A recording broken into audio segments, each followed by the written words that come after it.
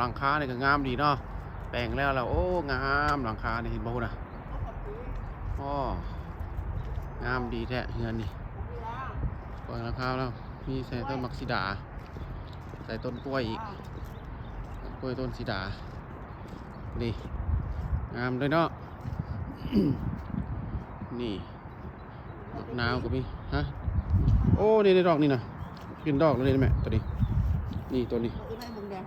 นี่เป็นดอกเลยนี่น้อยบึงแดงนี่ตัวนี้โบกผักบงก็มี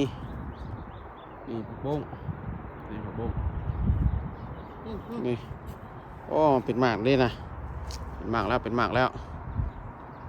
หมากนาวมักซิดายังไม่เป็นแค่หมากนาวลายโตลายแล้วบ่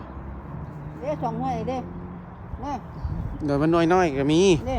เดี๋ยว2 หน่วยแล้วดิอันนี้2 หน่วยน้อยๆก็มี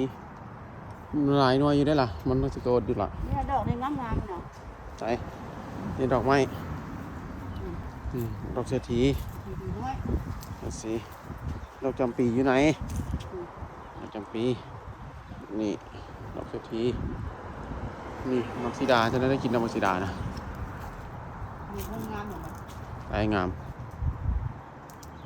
ไปยางต่อโอ้แปลงแล้วล่ะงามบัดยังเพื่อนน่ะแปลงแล้ว หน่อยยังหัวอีกได้ ไม่ตู้เจ้าเมื่อยเอายางต่อหาก็ได้หอบเดียวนึงเอาจัก10 หอบก็เซาไม่เว้ยได้